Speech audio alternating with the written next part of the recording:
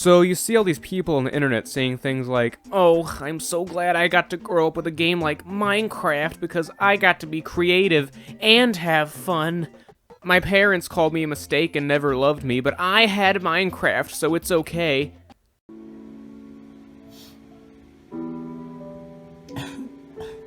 Man, to hell with all those losers. The coolest of the cool kids know for a fact that Legos were the original source of creative and fun construction. I love Legos. I always have.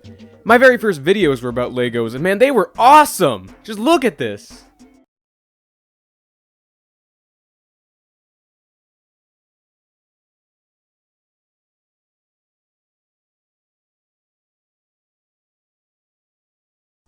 I mean, I think every kid should have the experience of going on to Amazon.com and then asking their mom, "Hey, Mom, can I have this, $300 Lego Ninjago set?" And then their mom says, what the hell is a Ninjago? And then your dad comes up and says, "You little shit, how many times have I told you that the economy is too fucked for us to buy your damn Chinese plastic bricks? This is all thanks to those damn liberals in office." And then you say, "What are liberals?" And then dad says, "Back on topic!" Legos were the greatest childhood pastime there ever was, hands down. However, because of their success, there were many knockoffs and copycats trying to cash in on stupid parents that couldn't tell the difference between this and this. And yes, I say parents specifically because any kid out there knows that Lego has far more credibility than Creo or, Lepin. One of these brands that I will admit did have at least some sort of unique design was Playmobil. Playmobil was basically the neglected bastard child of Legos and actual dolls. I probably bought maybe one of their sets in my entire lifetime, but we're not here to discuss the toys, no. We've gathered here to witness the most nautically extravagant piece of pirate media that not even Disney could hold a candle to. We're talking about the 2009 animated feature known as Playmobil, The Secret of Pirate Island.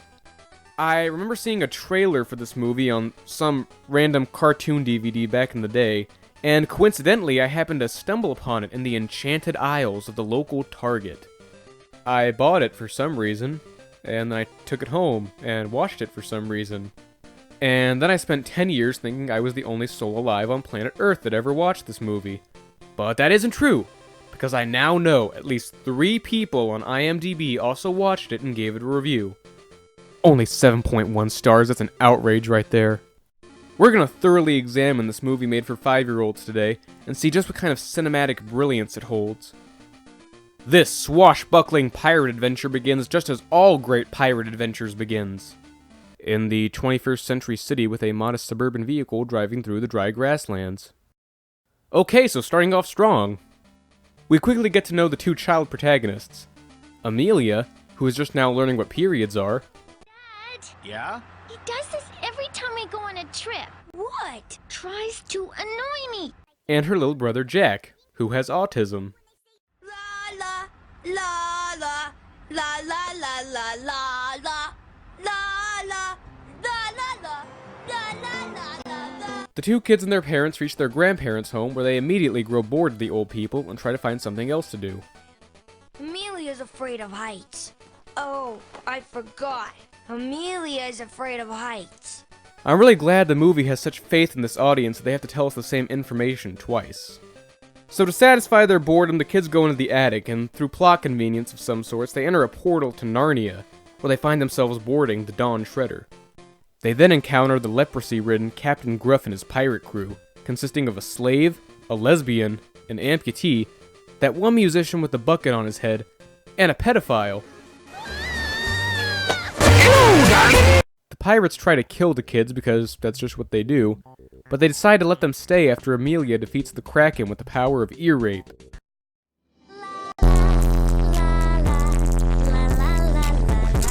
So now the kids are sailing on a ship full of criminals, leading into... Oh yeah, I forgot. This movie is a musical. I think I'm just gonna replace this first song with this instead. Yar, har, fiddle indeed. Being a pirate is a right to bleed. Do what you want, cause a pirate is free. You are a pirate. After a while, the ship cross dissolves into the next scene, which takes place on Spooky Island. where Captain Gruff believes the One Piece is held, or something like that. Unfortunately, the two special ed children go ashore by themselves and fall victim to a trap. Don't touch that!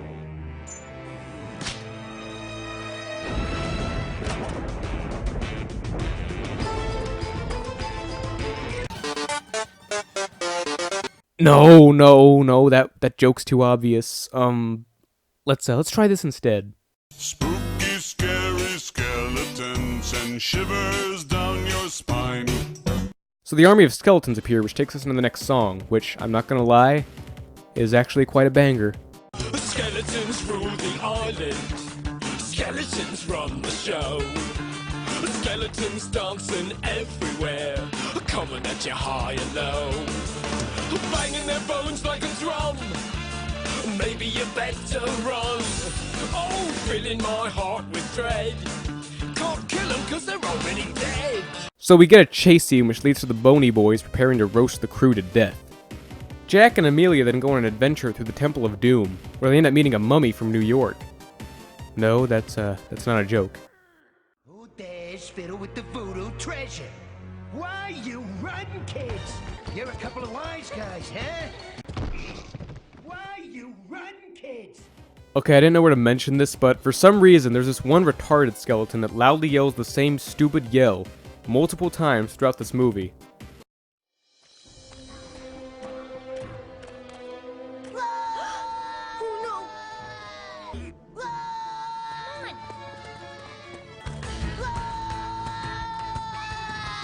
So the children escape some more skeletons and learn the secret lore behind Spooky Island, and that apparently the treasure is actually cursed and triggers any thieves that go after it to transform into skeletons.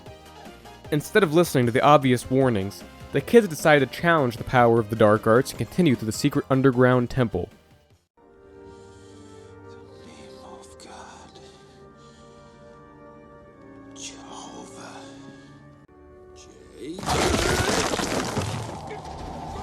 So then a fire-breathing dragon appears because, as I said, this movie was indeed made for children, and the protagonists make their way into the lair of the Voodoo Daddy.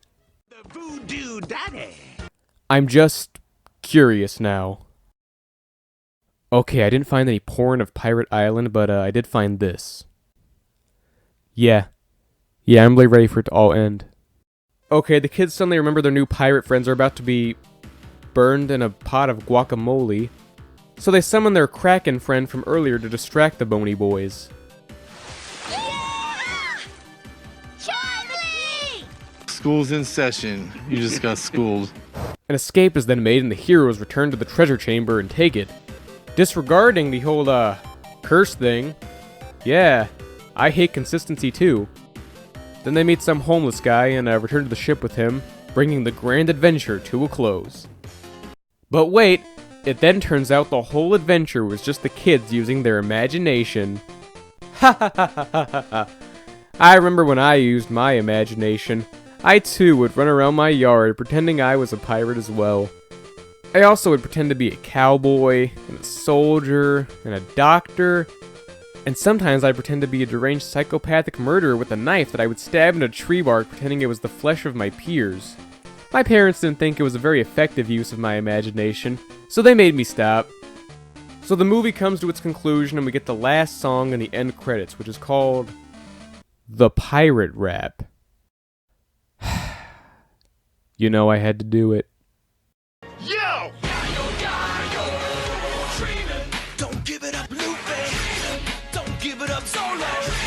Don't give it up, Nami. Don't give it up. Here's how the story goes. We find out about a treasure in the Grand Line, there's no doubt.